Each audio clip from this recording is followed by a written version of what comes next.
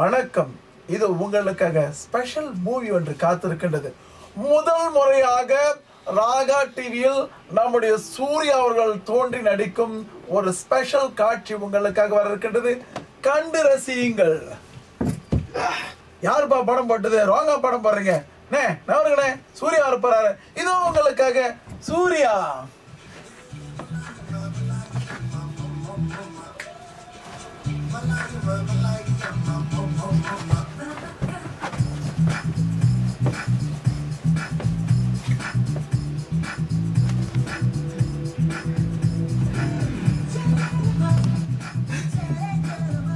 அண்ணா யோ என்ட்ரா வரியா?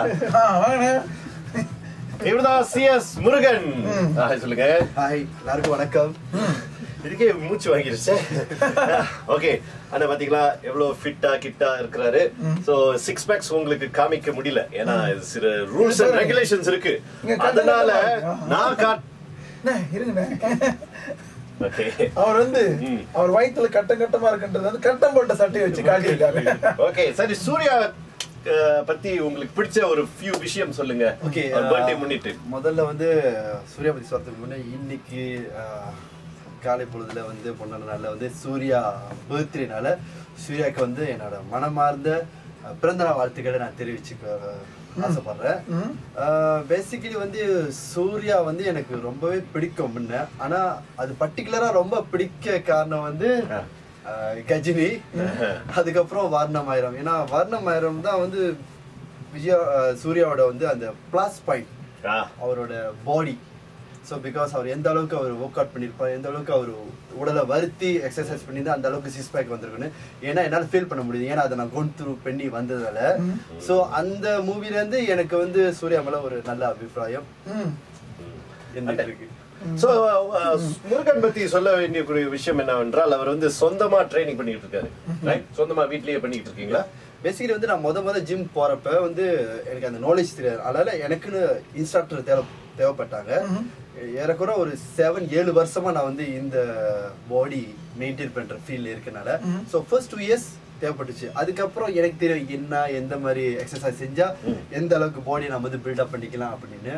சார், இந்த ஆர்ம் ஏத்துறதுக்கு ஏதாவது அம்சமான டிப்ஸ் இருக்கா? என்னால கழட்டி காட்ட முடியல.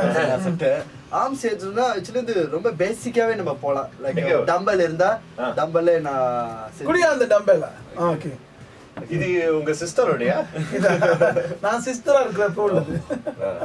ஓகே, சோ இது பேசிக் இப்படி ரெண்டு செஞ்சா டபுள் கல்னுவாங்க.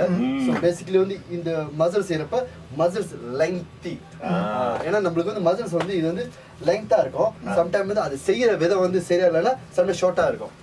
சோ அந்த சீட்டிங் எக்ஸசைஸ். அப்ப இப்படி தூக்கும்போது இந்த ரெண்டு நீ ஒட்டி இருக்கணும்.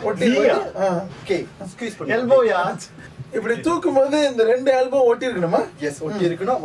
அப்புறம் ஸ்குவீஸ் பண்ணணும். இப்படி தூக்கி திருப்பணும். திருப்புனா ஓகே, அது ஸ்குவீஸ் பண்றப்ப நான் ஸ்குவீஸ் பண்ணதுனால தான் கட்டையா போச்சு. ஓகே, அப்படினு. சோ அது ஒரு வகையான இது. பொதுவா அது ஒரு 3 செட் சொல்றாங்க. ஒரு சைடுல 10 இப்படி 10 தடவை செய்றோம். சோ அதே மாதிரி 3 செட், அது ஒரு வகையான இது. அதே மாதிரி கீழ இந்த நீ இருக்குல, இதான் நீ. ஓகே, இது நீ.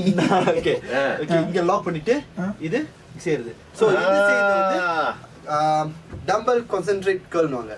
சோ அது என்ன பண்ணும், மசில்ஸ் பம்ப் பண்ணி வெளியாக்கும். சோ அப்ப அந்த கர்வ் ஷேப் அழகா இருக்கும். நீங்க இந்த பிரஸ் பண்ணீங்கன்னா இது கர்வ் வெளியா வருது, அழகா தெரியும் அப்படின்னு நிறைய பேர் சொல்லுவாங்க.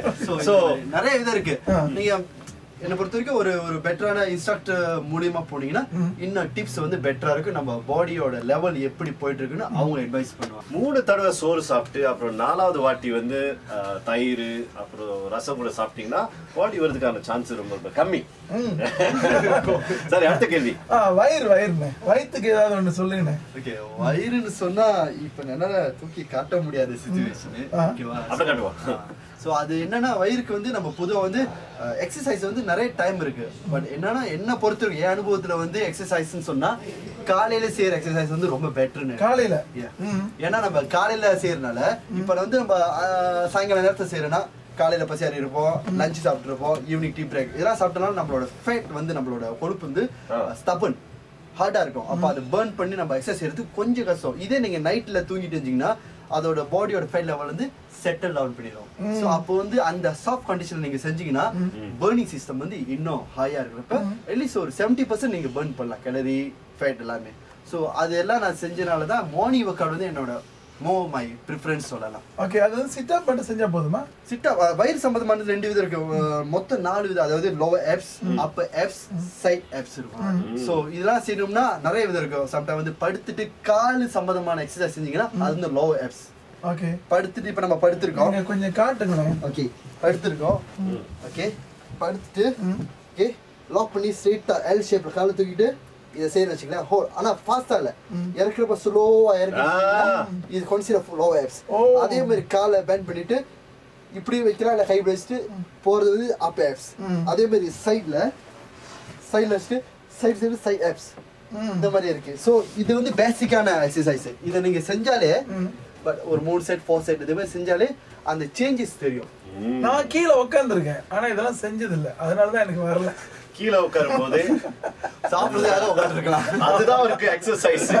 அப்படியே ஆம்சவா நானும் இப்படி எடுத்திருக்கேன் கையை, ஆனா இது வச்சது இல்லை, அதனாலதான் இப்படி சாப்பிட்டதுனாலதான் இப்படி ஆயிடுச்சு. இந்த டம்பல்ஸா மாத்த. ஓகே முருகன், ரொம்ப ரொம்ப நன்றி. முருகன், கடைசி ஏதாவது சொல்ல விரும்புறீங்களா? இந்த நேரத்துல எனக்கு வாய்ப்பு கொடுத்த THRக்கு ரொம்ப நன்றி நான் சொல்ல கடமைப்பட்டிருக்கேன். அதே சமயத்தில் வியூவர்ஸ், சப்போர்ட்டர்ஸ். ஸோ உங்கள் சப்போர்ட்ஸ் இல்லைன்னா கண்டிப்பாக இவங்க கூட நான் இல்லை. ஸோ அதனால இப்போது உங்கள் சப்போர்ட்ஸ் எனக்கு தேவை. நன்றி, வணக்கம். சப்போர்ட்லாம் கேட்பாரா? நான் ஃபேஸ்புக் ஐடி கொடுக்க மாட்டேன். தேங்க்யூ.